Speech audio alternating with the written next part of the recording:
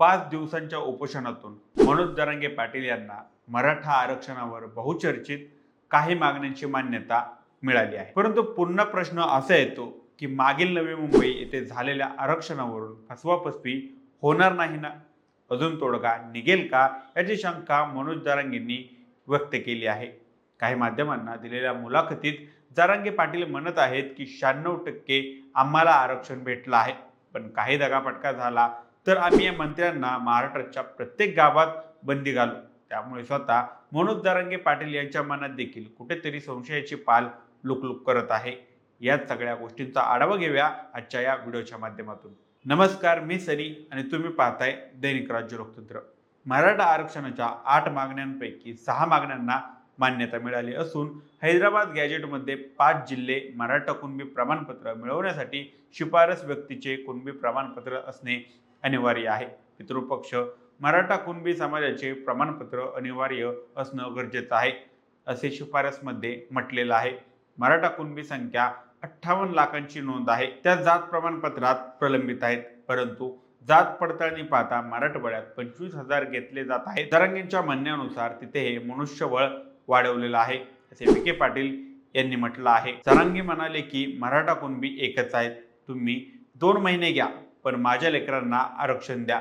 यावर मुख्यमंत्र्यांचं म्हणणं आहे की मागणी पूर्ण होणार नाही, मराठ्यांचे ओबीसीकरण झाले तर ओबीसी समाजाचे आंदोलन चालू होईल, असे अजित पवार एकनाथ शिंदे यांचे देखील पहिल्यापासूनचे वक्तव्य देखील समोर आलेले आहेत।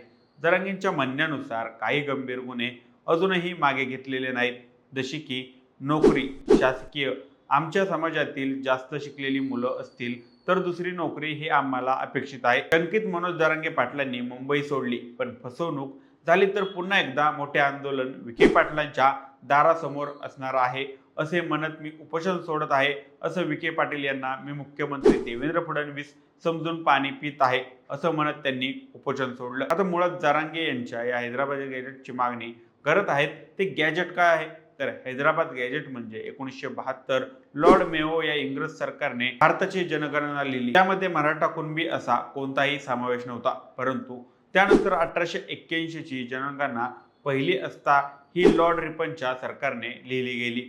त्यामध्ये मराठा कुणबी प्रमाणपत्र दाखवण्यात आले, तर त्यावेळी जे मराठा शेती करत होते त्यांना मराठा कुणबी म्हणत असायचे। त्यांना पुढे जाऊन कुणबी समाजात मोडलं जायचं।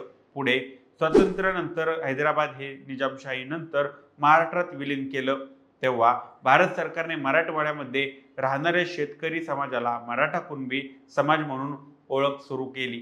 शिफारस करण्याचं पुढे स्वातंत्र्यानंतर हैदराबाद हे निजामशाही नंतर महाराष्ट्रात विलीन केलं, तेव्हा भारत सरकारने मराठवाड्यामध्ये राहणाऱ्या शेतकरी समाजाला मराठा कुणबी समाज म्हणून ओळख करून शिफारस करण्यात आलं। आत्ताच्या हैदराबाद गॅजेटमध्ये सरकारने मंजूर केलेला जो GR आहे त्यामध्ये ज्यांना आपले पूर्वज हैदराबाद गॅजेटियरमध्ये कुणबी म्हणून नोंद आहे अशी प्रतिज्ञापत्र त्यांच्याकडच्या कागदपत्रांची फेरपडताळणी करून कुणबी प्रमाणपत्र दिले जाणार आहेत, असं सांगण्यात येत आहे। मराठवाड्यातील शेतकऱ्यांना त्याचा फायदा देखील होऊ शकतो।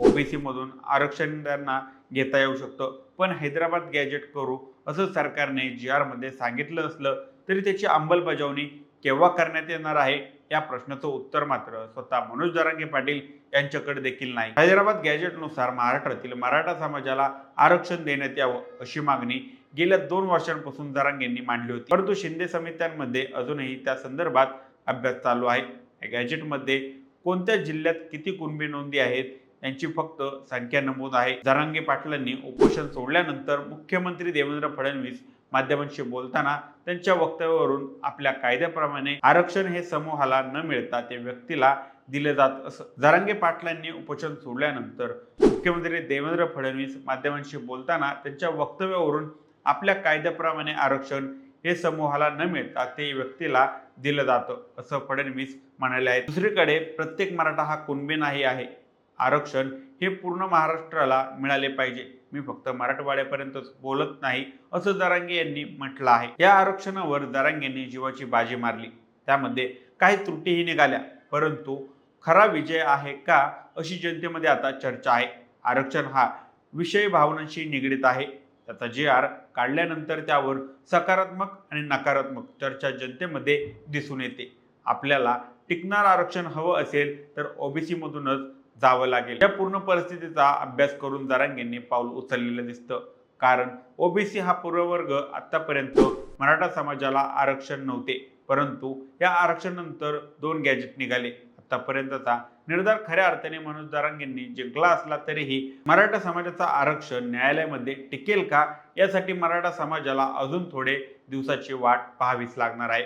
आरक्षणाचे नेते मनोज जरांगे पाटील यांनी पुन्हा एकदा सरकारला थेट इशारा दिला आहे. मराठा मुक्ती संग्राम दिनाच्या 17 सप्टेंबर 2025च्या आधी मराठवाड्यातील मराठ्यांना कुणबी प्रमाणपत्र देण्याची प्रक्रिया सुरू करावी, अशी त्यांची मागणी आहे. जर ही मागणी पूर्ण केली नाही तर दसरा मेळाव्यात मोठा निर्णय घेण्याचा इशारा जरांगे यांनी दिला आहे. नुकतेच रुग्णालयातून डिस्चार्ज घेताना पत्रकारांशी बोलताना त्यांनी त्यांची भूमिका देखील स्पष्ट केली आहे. गरिबांच्या पोरांनी GR काढला तेव्हा काही विरोधक अभ्यासक यांना झोपच लागत नाही, इकडे वेडे झाले आहेत, पण मराठवाडा 100% आरक्षणात जाणार, मराठ्यांना कुणबी प्रमाणपत्र दिल्यास अर्धा महाराष्ट्र पागल होतो, अशी खोचक टीकाही जरांगेंनी यावेळी केली आहे. मराठा समाज 100% जिंकला आहे, हा विजय अनेकांना पचत नाही. आमच्या लेकरांना काय पचवायचं ते आम्ही बघून घेऊ, बाकीचे नाटके बंद करा. जर छगन भुजबळ यांनी यामध्ये हेराफेरी केली तर आम्ही 1994च्या GR ला आव्हान देऊ, असं जरांगे पाटील यांनी थेट इशारा दिला आहे. GR पास झाला नाही तर सरकारला गंभीर परिणाम भोगावे लागतील, असा संदेश मनोज जरांगे पाटील यांनी सरकारला दिला आहे. त्यामुळे प्रश्न पुन्हा तोच, आरक्षण टिकेल की नाही, याबाबत तुम्हाला काय वाटतं आम्हाला कमेंट करून नक्की कळवा. आणि जर दैनिक राज्य लोकतंत्र चॅनलवर नवीन असाल तर चॅनलला सबस्क्राईब करायला विसरू नका. धन्यवाद.